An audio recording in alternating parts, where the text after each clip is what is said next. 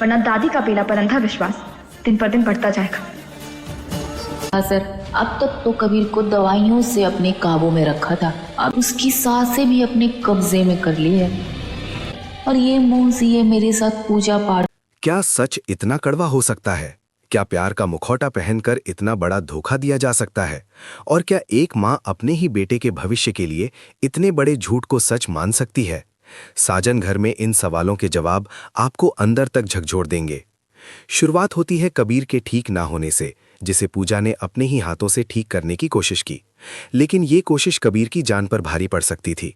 दादी, जो हमेशा से कबीर का पक्ष लेती हैं, पूजा पर बरस पड़ती हैं, उसे कबीर की जान का दुश्मन बताती हैं। दादी का गुस्सा जायज भी लगता है जब पूजा अपने ही पति को झूठा साबित करने की जिद पर अड़ी है, जबकि वो, शायद बेला, कबीर की जान बचा रही है। दादी पूजा को चेतावनी देती हैं कि वो कबीर को बरगलाने की कोशिश ना करे, वरना दरवाजे हमेशा के लिए बंद हो जाएंगे।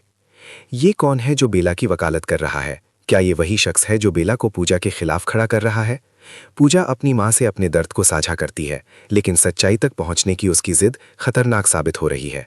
मां उसे दिलासा देती हैं कि उसे भी कबीर पर उतना ही यकीन है, लेकिन सबूत के बिना कुछ नहीं किया जा सकता और डीएनए टेस्ट में अभी 1.5 महीना बाकी है। तभी मंदिर की आरती की आवाज को पूजा एक इशारा मानती है, भगवान का इशारा कि सच ज्यादा देर तक नहीं छुप सकता। उसे यकीन है कि कबीर बेगुनाह है और वो हार नहीं मानेगी।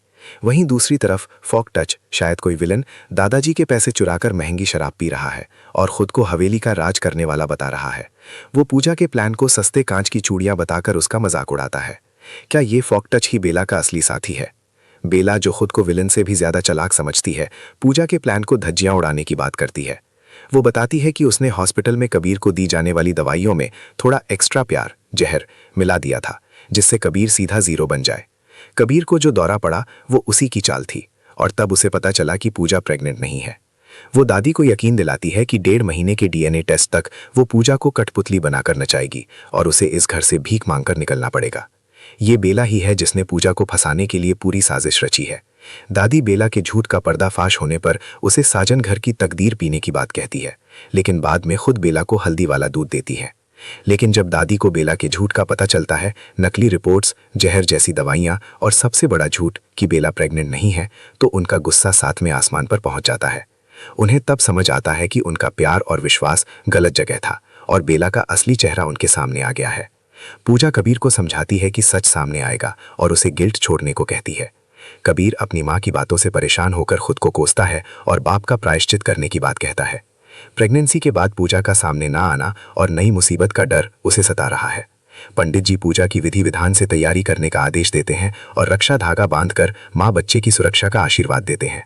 पूर्णिमा को पूजा पाठ और हवन का आयोजन किया जाता है, जिसे मंगल कारक बताया जाता है। वसुधा माँ जी को समझाने की कोशिश करती है कि बिना सच जाने इतनी बड़ी पूजा और बेला को कबीर के साथ बिठाना गलत है, लेकिन माँ जी नए जमाने की बातें कहकर टाल देती है। वो अपने जमाने की बात करती हैं, जहां सिर्फ लड़की के कहने पर विश्वास कर लिया जाता था। दादी मान चुकी हैं कि कबीर से गलती हुई है और बच्चा उसी का है, और अब वे इस सच के आगे सबूत नहीं ढूंढना चाहती। ये बच्चे के लिए है, घर के वारिस के लिए। वसुधा माँ जी के फैसले को सजा बताती है, पूजा की बेगुनाही की सजा। लेकिन माँ जी अपने फैसले पर अड़ी हैं कि पूजा को 9 महीने तक बेला को अपने पति के करीब देखना ही पड़ेगा, ताकि बच्चा बाप पर जाए और उस नर्स का असर ना पड़े। वसुधा इससे सहमत नहीं है और डीएनए टेस्ट तक मानने से इनकार करती है। लेकिन माँ जी की शर्त है, अगर इस घर में रहना है तो मेरे फैसले का मान रखना ही होगा। शो के अंत में यह पता चलता है कि बेला ने सिर्फ कबीर को दवाओं से नहीं, बल्कि नकली प्रेगनेंसी से भी अपने काबू में कर लिया है। वो कबीर को अपने साथ रखने की बात करती है और ये सब तमाशा बनकर पूजा देखती रह जाती है। साजन घर, सोमवार से शनिवार रात 9 बजे दंगल टीवी पर।